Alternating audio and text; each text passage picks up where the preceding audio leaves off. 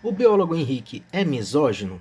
Bom, fique até o final desse vídeo que você vai entender o que é machismo, o que é misoginia, o que é patriarcado. Eu vou usar para minha argumentação apenas autoras feministas e o Pierre Bourdieu. Qual que é a treta, né? A Luísa Mel fez um vídeo dizendo que o biólogo Henrique era um biólogo fracassado porque não possuía bens, né? E o biólogo Henrique rebateu dizendo que tudo que ele conquistou foi trabalhando, né, não casando com alguém. Será que essa fala é misógina? Para sustentar minha argumentação, eu vou citar Gerda Lerner, né, que é uma autora feminista que escreveu um livro sobre o patriarcado, né, a criação do patriarcado.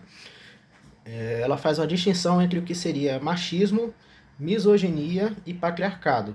Tá? Então, para Gerda Lerner, o machismo seria uma ideologia que justifica o patriarcado. Tá? Eu vou dar um parênteses agora e eu vou dar uma explicação do que é ideologia para dois autores. Tá? Primeiro, a nossa querida filósofa Marilena Chauí. Quem não conhece, por favor, leia, porque é muito boa. Tá? Ela escreveu um livro, né, O que é Ideologia. É um livro introdutório em que ela basicamente está fazendo um resumo ali da obra marxista, que é bastante complexa, né, filosofia alemã. Então ela conceitua ideologia como um ideário sócio-histórico que legitima uma relação de dominação.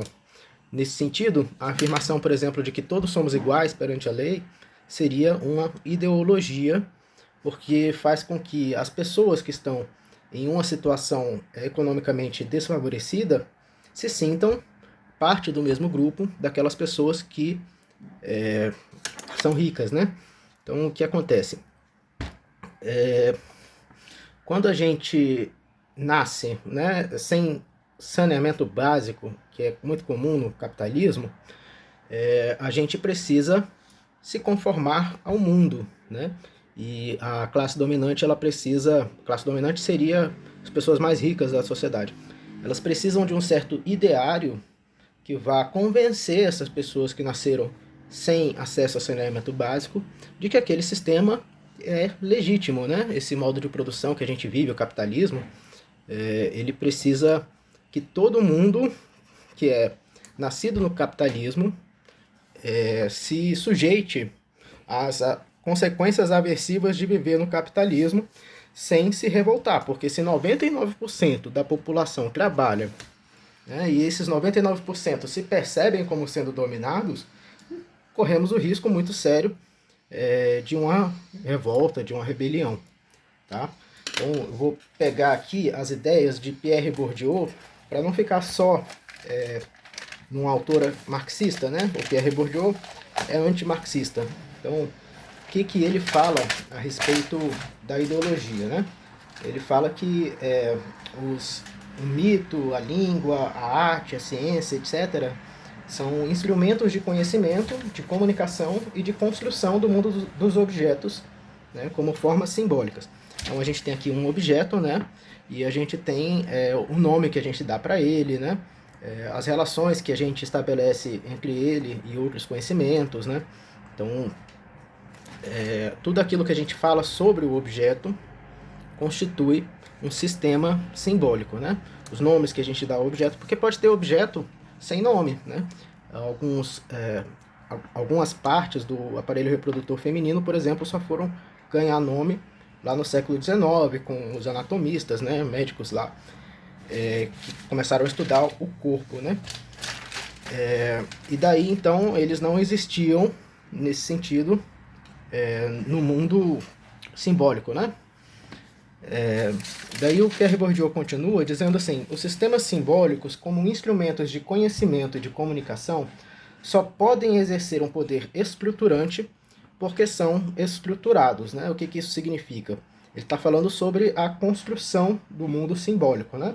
O poder simbólico é um poder de construção da realidade que tende a estabelecer uma ordem gnoseológica. O que é uma ordem gnoseológica? É uma ordem de conhecimento, né? Então, tem tudo aquilo que eu falo sobre a caneta, por exemplo, né? Então, aquilo que eu falo sobre a caneta é uma construção simbólica, né?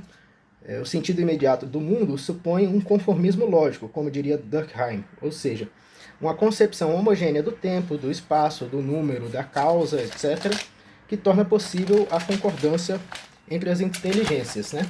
Então aí ele faz uma oposição entre essa tradição, que seria a tradição kantiana ou neocantiana, e a tradição marxista, né?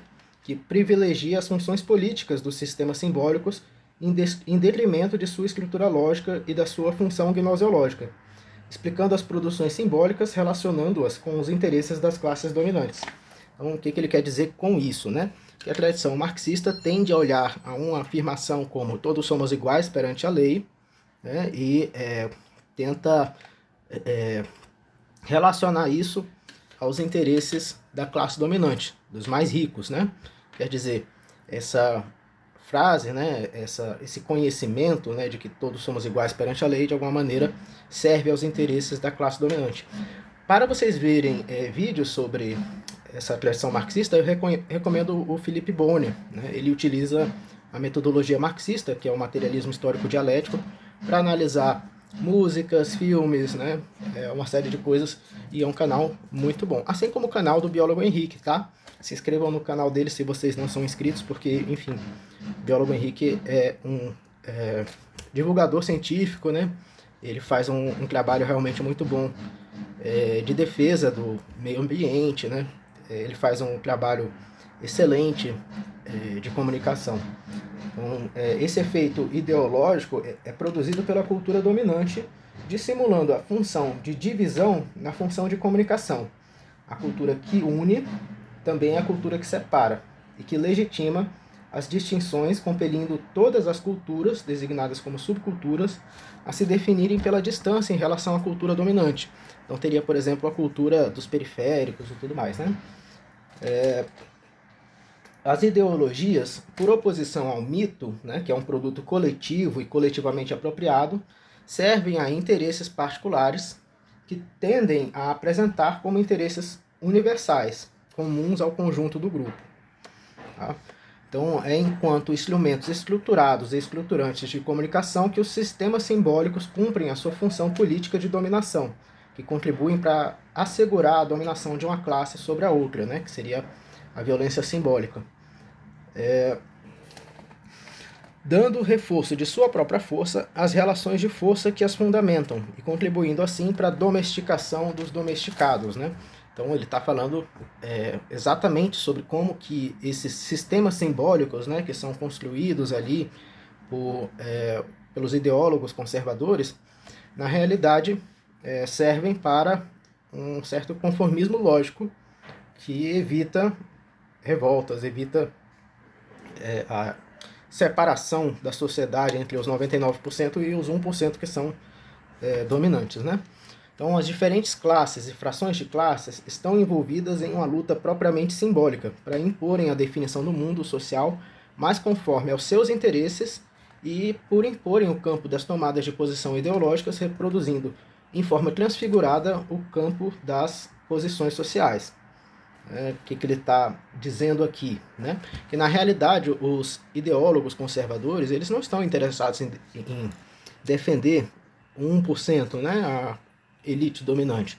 Eles na verdade estão preocupados com seu próprio interesse quando eles fazem, por exemplo, um artigo defendendo a forma atual do modelo capitalista ou distinções de gênero, de raça, né? O campo da produção simbólica é um microcosmos da luta simbólica entre as classes, ao servirem aos seus próprios interesses na luta interna do campo de produção, e só nessa medida que os produtores servem aos interesses dos grupos exteriores ao campo de produção. Tá? Lembrando, gente, segundo Marcuse, né, todo conhecimento ele tem uma função política também. Quando a gente fala, por exemplo, que os homens são mais violentos do que as mulheres por conta da testosterona, para além de a gente estabelecer uma ordem gnoseológica, né, uma ordem de conhecimento a respeito do que é a testosterona, quais são os seus efeitos sobre o corpo, a gente também está legitimando uma determinada ordem de dominação masculina, né? Aliás, o Pierre Bourdieu tem um livro muito bom sobre a dominação masculina. Eu acho que nesse vídeo não vai dar para a gente explorar esse tema, mas eu super recomendo. Ele fez um estudo etnográfico, né? Eu vou falar sobre Pierre Bourdieu porque é muito bom. Ele fez um estudo etnográfico numa sociedade da Cabila, né, que fica na Argélia, lá no mar Mediterrâneo, que é uma sociedade que não tem produção oral, né? Então, quer dizer, produção escrita. Então as tradições são orais, né? Então ele fala que existe um conjunto de antagonismos que organizam o cosmos, né? Deixa eu ver se eu anotei isso aqui em algum lugar para ficar mais fácil, né? Ele estudou um povoado na Argélia, né? Afirma que a opressão de gênero não se dá apenas por aparatos jurídicos ou por força física, mas porque ela está internalizada, né? É o que chamou ele de violência simbólica, né? Então a mulher se percebe como sendo mulher, né? Porque existe uma construção social sobre o que é mulher. Se você não acredita que existe uma construção social, tem um filósofo chamado Marcus Buzi, eu acho que é esse o nome dele. Eu vou tentar pesquisar aqui o vídeo que ele falou isso, né? Porque eu achei muito interessante. Porque é engraçado, aquelas pessoas que acham que ser homem é uma coisa natural, são aquelas pessoas que compram cursos Red Pill, compram, né, esse curso aí do Casa Ré, né? Quer dizer, se é natural, por que você precisa aprender a ser homem, gente?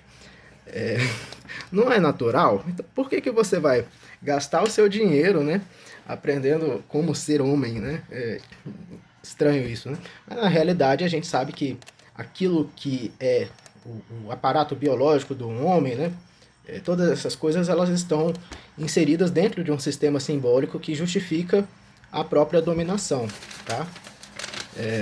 Então ele afirma que o modelo ocidental ele é androcêntrico. Então, como eu falei, para ele existe um conjunto de oposições que organiza o cosmos, porque se inscreve em um conjunto de oposições homólogos, né? Então, ele fala, por exemplo, né, que o espaço público é o espaço dos homens, né, no nosso mundo, enquanto o espaço privado, a casa, né, seria um espaço gengrado feminino. Tá? Como as mulheres e os homens partilham as mesmas estruturas de linguagem e cognição, as mulheres tendem a enxergar o próprio estado como sendo natural.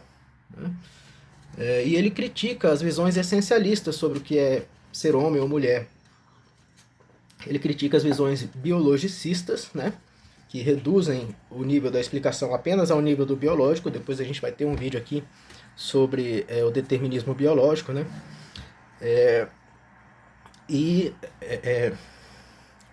Bom, é isso, né?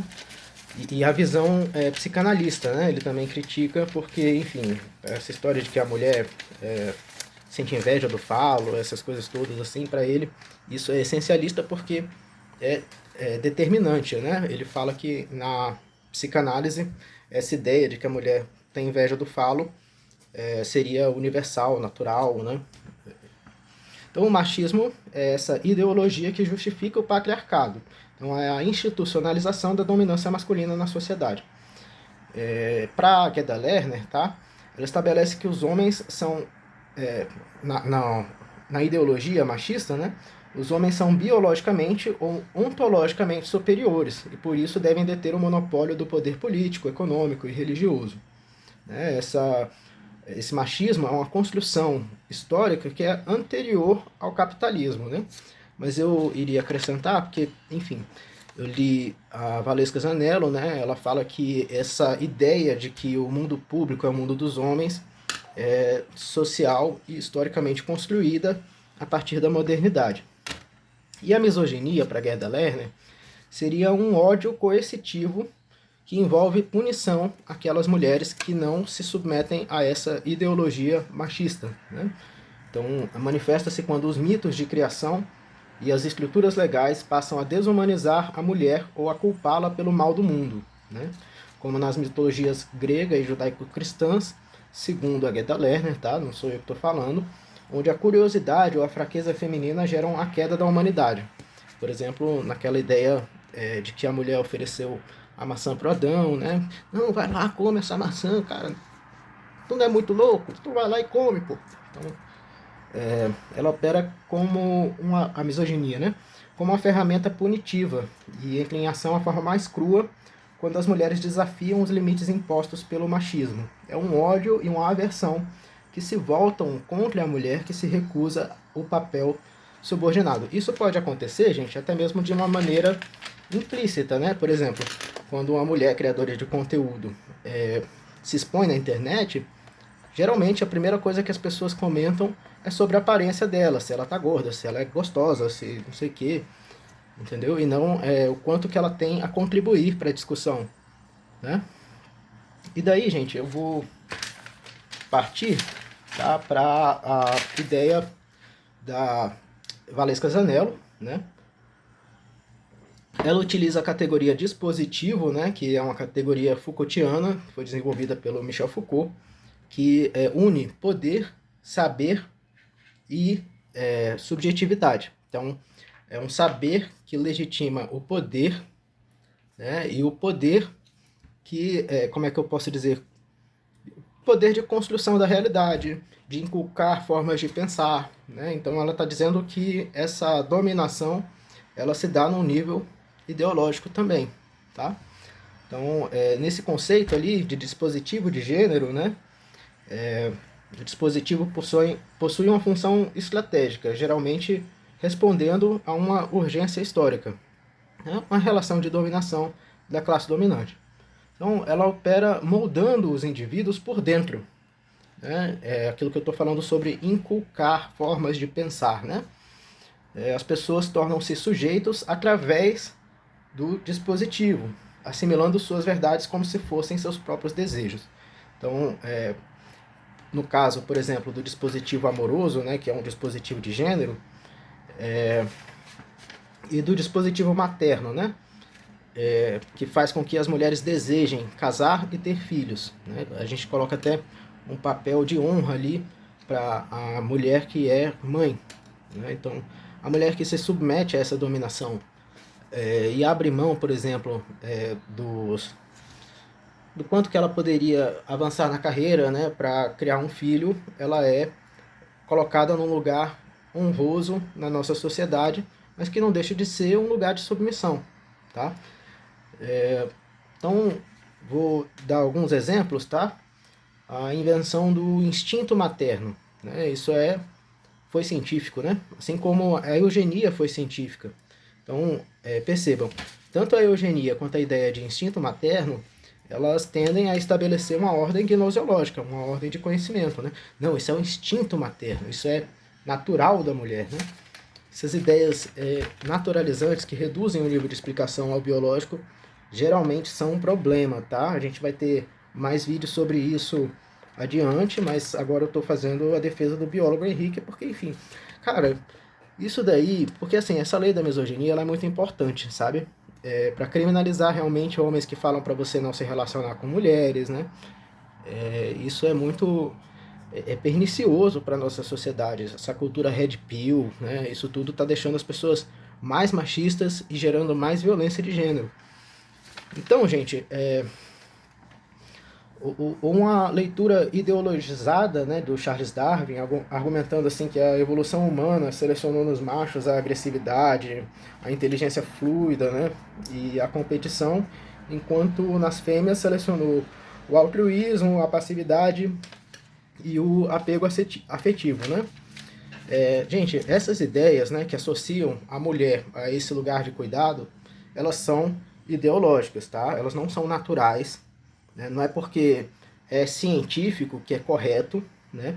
E perceba que quando a gente fala, por exemplo, em conhecimento científico eugenista, conhecimento científico que seja desse tipo de legitimação de uma relação de dominação, esse conhecimento ele também tem uma função política, né? Uma função de inculcar nas pessoas, né, a sua posição e seu lugar no mundo, fazendo com que as mulheres não se revoltem contra o patriarcado, tá? Então, gente, para os homens a gente tem o dispositivo da eficácia, né, que faz com que o homem, por exemplo, ele tenha que trabalhar, né? O homem valorizado é aquele que trabalha, aquele que resolve coisas, é aquele que é sexualmente potente, que não nega sexo, né? Todas essas ideologias, elas são perniciosas para o homem, tá? A gente está falando de mulheres feministas que estão falando sobre o quanto que o machismo é prejudicial aos homens. E vocês achavam que eram uns red pill que defendiam os homens, né? Na realidade, já tem feminista séria trabalhando com o tema da masculinidade, já tem muito tempo. Eu gostaria de sugerir até a leitura da Connell, né, que fala sobre masculinidade hegemônica, que é um conceito lá que surgiu em pesquisas com surfistas e com escolas na Austrália. Mas enfim, eu vou falar sobre isso mais longamente em outro vídeo. Considerando tudo isso, o biólogo Henrique é machista? É misógino? Não, gente. O biólogo Henrique já fez inúmeros vídeos com mulheres bonitas, né, em que ele simplesmente ignora a aparência das mulheres. Né? Ele é uma pessoa casada, ele não existe nenhuma notícia de que ele traiu a esposa, não existe nenhuma notícia de que ele foi agressivo ou misógino, né? Quando ele fala sobre a Luísa Mel, ele está, na realidade, rebatendo uma acusação machista que ele sofreu, né? A Luísa Mel foi extremamente machista com ele. Inseriu ele dentro desse dispositivo da eficácia e desvalorizou ele enquanto homem, né, por não se adequar a essa escritura. Daí ele rebateu, olha, desculpa, tudo que eu consegui trabalhando, né? Então, assim, o que eu penso, tá? As mulheres são livres para casar com um homem rico se quiserem, beleza? O feminismo não está contra as mulheres que decidem ser mães, que decidem se submeter a esse papel. O feminismo, ele só quer, na realidade, que as mulheres tenham liberdade, né? Você vê, por exemplo, poderia citar outras feministas aqui, mas o vídeo já está longo, né? Por exemplo, a Naomi Watts, que fala no Mito da Beleza sobre a dupla, tripla jornada, né? Como que isso funciona, que as mulheres elas têm determinados cargos, como por exemplo de vendedora, de garçonete, ou até de comissária de bordo, que necessitam que a mulher seja bonita, né? E a ideia que os donos de loja, né, ou os donos das companhias aéreas têm, é de que se a mulher não cuida da própria aparência, como pode ela cuidar da empresa, né? Então, nisso daí, o que acontece? Acaba fazendo com que a mulher, além de ter que trabalhar, quando ela chega em casa, ela ainda tem que cuidar do trabalho doméstico não pago, né? Quem fala muito bem sobre o trabalho doméstico é a feminista Silvia Federici. Também não vai dar tempo da gente falar sobre ela nesse vídeo, mas super recomendo, né? Ela tem um livro chamado Feminismo para os 99%, né? Pela editora Terra Sem Amos, né? Adoro essa editora, cara, só tem livro bom. Contra-atacando desde a cozinha, também é um outro livro dessa mesma editora, né? Todos esses livros eu li, tá? Eu tô fazendo aqui um resumo para vocês, para poder fazer uma defesa de um cara que, pô, tá sendo acusado injustamente, tá sofrendo assédio jurídico, né? Então, assim, essa foi a única fala dele, né, que foi mais ou menos problemática, porque ele não tá julgando a Luísa Mel por, sei lá, não se submeter a esse papel de gênero, né? Papel de gênero é até um conceito que é um pouco ultrapassado, porque dá a ideia de que os papéis de gênero eles são estáticos, né? E não mudam conforme o tempo, que a gente sabe que não é verdade, né? Por exemplo, a partir dos anos 70, começou a emergir a ideia do homem sensível, né? Que anteriormente não existia. A partir dos anos 90 também, as mulheres passaram a ter essa cobrança em relação à sexualidade, quer dizer, as mulheres elas devem ser puras, né? Elas devem ser não ter um histórico sexual para a nossa cultura capitalista, mas dentro do relacionamento ela deve ser, né, uma pessoa que sabe agradar o homem, né? Tanto é que até hoje a gente tem muito mais conteúdo de sexualidade voltado a como agradar os homens, como fazer sexo, né, com um homem de forma a agradá-lo. Então tudo isso também é bastante ideológico, né? E representa ali uma ruptura em relação ao estado anterior de coisas, né? Em que a mulher deveria ser julgada sobre sua vida sexual simplesmente em relação à quantidade de parceiros anteriores. Tá? Então eu espero que esse vídeo tenha ajudado vocês de alguma maneira a entender o que é machismo, o que é misoginia. Espero que esse vídeo colabore para a absolvição do biólogo Henrique, né, que claramente está sofrendo um assédio jurídico, né? E eu acho isso muito triste, porque essa lei é muito importante, não deveria ser aviltada, não deveria ser usada de maneiras pouco nobres aí, para conseguir uma vingança porque o biólogo Henrique corrigiu a Carol Capel, tá? Então, assim, eu acredito que essas pessoas que se utilizam da legislação, né, eu vou colocar até um outro caso aqui, que é o do Márcio Smelling, né, que foi acusado ali pela Dani Calabresa, né, e companhia, né, de ter cometido assédio, e acabou que foi absolvido, né? Então, assim, essas pessoas, gente, que acusam os homens injustamente, elas não merecem crédito, tá? Elas estão fazendo um desserviço enorme para o feminismo, assim como os Red Pill, tá? Tanto quanto, ou até pior, porque os Red Pill são só pessoas ignorantes que recebem dinheiro por reproduzir conteúdo misógino, né? E essas pessoas, elas acabam deslegitimando essas instâncias de proteção que a gente está criando dentro de um sistema desigual, dentro de um sistema que julga as mulheres de forma diferente dos homens, dentro de um sistema que já impõe às mulheres muitas tarefas, né, entre elas ter que trabalhar, ter que cuidar dos filhos e da casa e ter que cuidar da própria aparência. Então, é isso. Eu espero que o biólogo Henrique seja absolvido. Não tem cabimento ele ser condenado, tá? E se inscreva no canal dele, é muito bom, eu adoro, eu assisto todo dia os vídeos que ele posta sobre os animais, cara. Fiquei sabendo, sabe, agora eu consigo identificar as cobras, né? Se aparecer uma cobra no meu quintal, eu já vou saber. Olha, inclusive já aconteceu, né? Eu ver uma cobra corredeira ali, eu sabia que era uma cobra corredeira, eu sabia que ela não tinha uma dentição opistógrafa, né? Poderia injetar peçonha, mas que a peçonha não tinha interesse médico. Então eu pude resgatar a cobra e colocar ela num lugar seguro, graças ao biólogo Henrique, né? Queria agradecer muito ao biólogo Henrique pelo trabalho que ele faz. Eu acho que é um trabalho muito importante. Esse tema do meio ambiente é um tema muito negligenciado na nossa sociedade capitalista. Então espero que esse vídeo chegue a ele e que ele possa utilizar na defesa dele, tá? Um abraço para vocês e até logo menos.